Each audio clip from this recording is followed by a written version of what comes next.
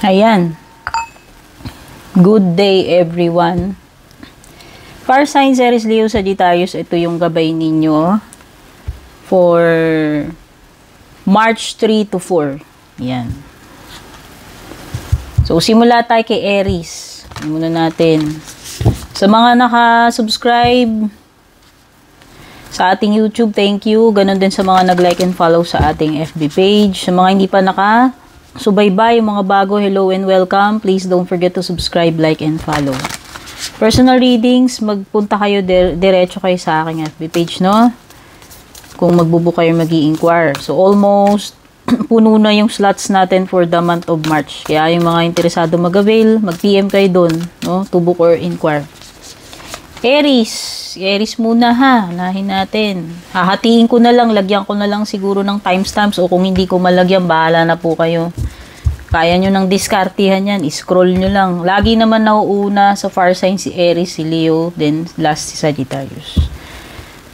Overcome any obstacle, ang ganda Aries. No? So kahit anong kaharapin mo, etong mga susunod na araw na binanggit ko, for sure, makakayanan mo yan. You can overcome any obstacle. O, ganun kalakas yung, diskarte mo, yung energy mo.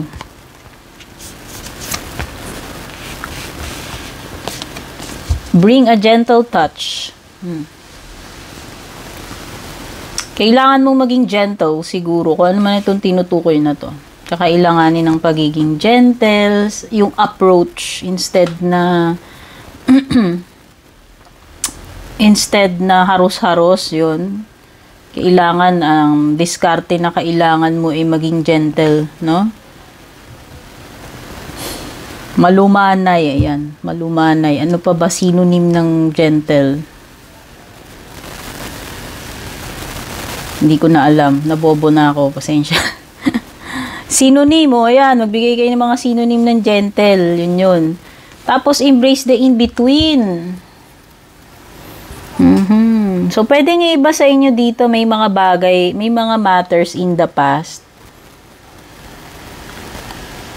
And sa mga paparating na yun yung hindi ko alam, pwedeng concern ninyo. Okay? May mga matters from the past at saka sa paparating future na yun yung parang wino-worry ninyo or hindi ko alam, parang inaasikaso ninyo or dinideal with ninyo. Pwede kasing iba dito, hindi pa kayo totally over tuon sa past na yan. And, or pwedeng pwedeng itong nakaka-deal mo na person na to, pwedeng galing na siya sa past and then pwedeng babalik siya sa buhay mo in the future, no? Pero you need to focus on the present. Yun naman sinasabi dito. Embrace the in-between. Kasi pwedeng yung iba sa inyo, syempre, wala naman talaga pang kasiguraduhan pagdating sa future. Kaya dapat, mag-focus ka na lang muna dito sa present situation mo, Aries, no? Pwedeng yan yung tinutukoy dyan.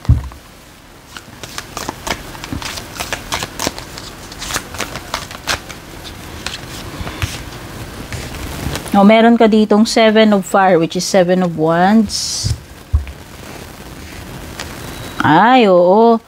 Tignan mo tugman-tugma ito. Kasi diba lumabas dun sa Rhino Spirit mo na overcome any obstacle. Tapos lumabas yung 7 of Fire. Yan yun yung maraming nakapalibot sa'yo ng mga kontra, sagabal, blockages, no?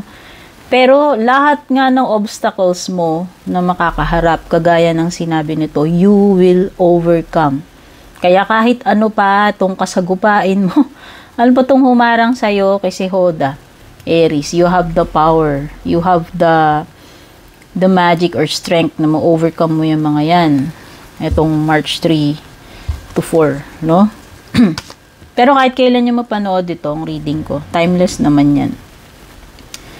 May Page of Water, pwedeng may Cancer, Scorpio, Pisces, someone who is a young energy. Young, fresh, no? Pwedeng you are about to start something or kakasimula mo pa lang or you are dealing with someone who is younger by age or psychologically, emotionally. So, pwedeng meron ditong girl energy na bata. Pwedeng anak, pwedeng person mo na mas bata sa'yo, basta kung sino man ito. Pwedeng student, no? This is a good news para sa'yo, Aries. Baka may marireceive kang magandang balita na makakapagpa-happy sa'yo, makakapagpa-excite.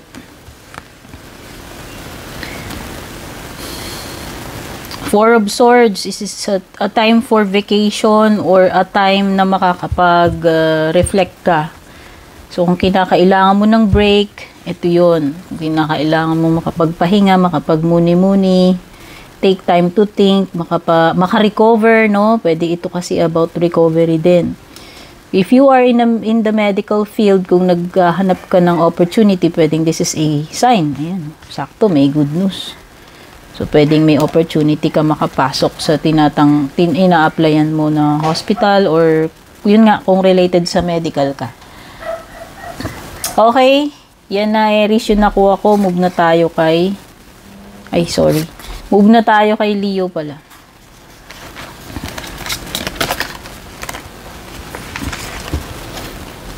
Hello, Leo. Ito yung gabay mo for March 3 to 4. Or kung kailan mo mapanood ito.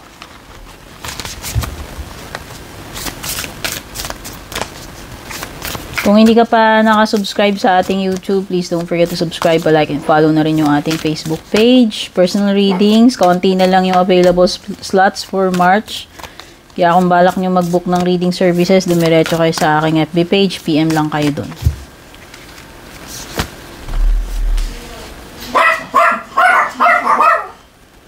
Learn from the past, sweet results await. Wow, mukhang may magagandang naghihintay sa'yo na na mga rewards, no? Wow, pwedeng may mga magbubunga itong mga efforts na ginawa mo. Basta may mga aanihin ka, may mga marireceive ka. Ayan, no? Sweet results await, Leo. Kaya kung may mga bagay kang pinaghirapan, pinagtsagaan, yun yung marireceive mo. So, merong advice sa'yo dito, which is learn from the past. Kung may mga mistakes ka nagawa in the past, yun na tinutukoy dito, Leo.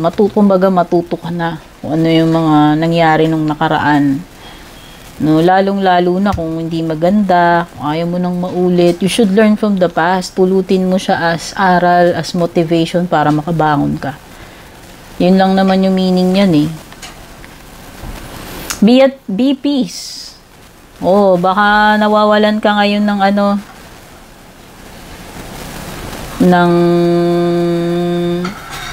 pagiging kalma. Baka na-overwhelm ka, nai-stress ka ba? Ayan. Kailangan pairalin mo dito yung pagiging kalmado sa situation. Wala rin namang matutulong yung pagiging anxious, no? Worrying, walang matutulong yan eh.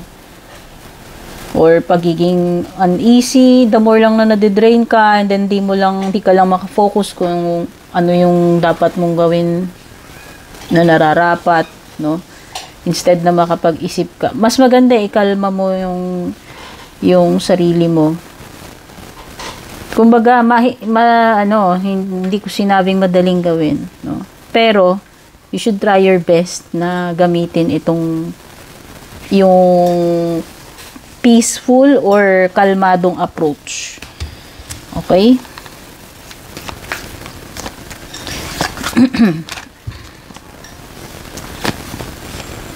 The Moon card, this is Pisces energy. Baka may nakaka-deal ka na Pisces. So, this is your emotions. Emotions mo to. Sabi ko nga do not let itong mga negative thoughts, emotions to eat you.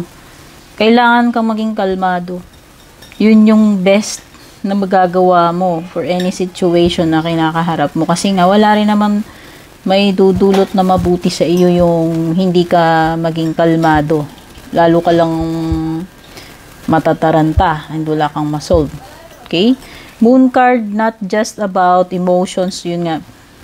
Pwede rin ito mga unforeseen changes o yung mga bagay na hindi mo alam na nangyayari in the background. Yan. Possible na may mga bagay na hidden sa iyo na soon to be revealed, no? Yan, pwedeng this is also about dreams, no? Baka nananaginip ka, may mga messages doon sa dreams mo na importante pala sa waking situation mo. So, pay attention. Minsan, this is also about fears, no? Try to be calm and maging peaceful and calm. So, importante yung prayers, yung guidance, yung meditation, support ng mga tao sa paligid mo. You have the Fool, 2 major events paparating sa'yo, no? May 2 major card ka dito.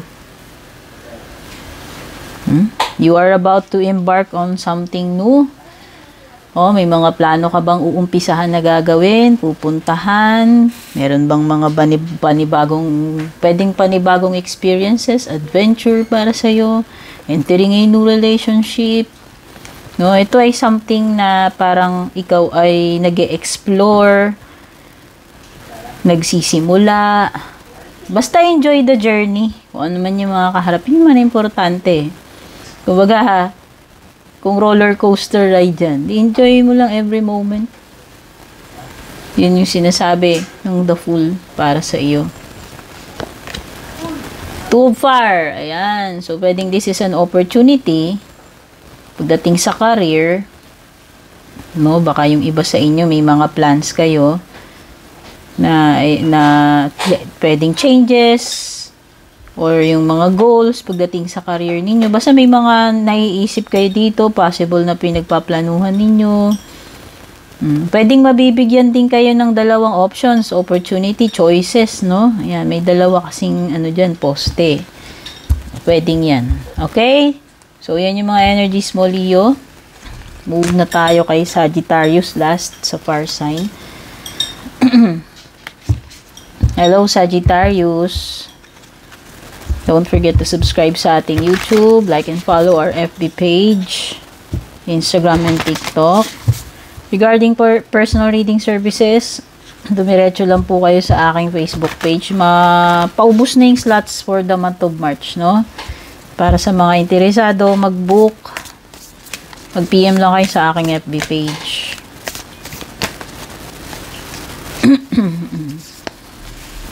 Whale Spirit. Trust the great mystery. Uy! Instead na mag-worry ka, maging anxious ka sa mga bagong kakaharapin mo, trust mo lang, paubaya mo lang yung mga bagay-bagay. Importante, ginagawa mo yung dapat mong gawin, Sagittarius. Para wala kang pagsisisiyan na nagkulang ka. No? Pero trust the great mystery. Mukhang may mga surprises, mga bagong paparating sa'yo, hindi pa natin alam, no? Huwag na nating i-spoil.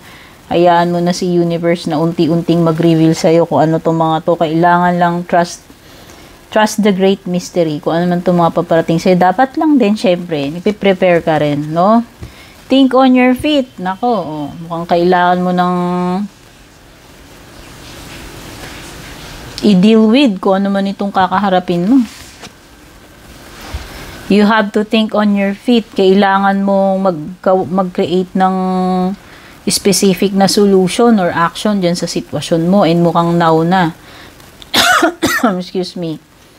Mukhang now na yan, no?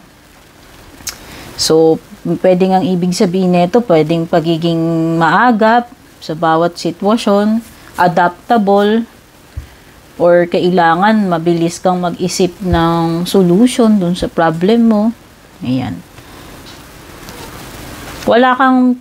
Pwedeng ang indication din ito, wala kang ibang aasahan, Sagittarius, kundi sarili mo. Hindi mo pwedeng i-rely yung mga decisions mo sa ibang tao na kada gagawin mo, tatanungin mo. Mukhang ikaw ang magti-take charge, ikaw ang mag-iisip, no? Tama naman yun, di ba? The miracles are ended. Uy! May mga mysteries, di ba? O sabi ko sa'yo. Kaya nga sabi niya, trust the great mystery. Mukhang may mga magagandang surprises or blessings na paparating sa'yo. Tingnan mo yung cow. Miracles are endless. So, maraming blessings, grasya, paparating sa iyo.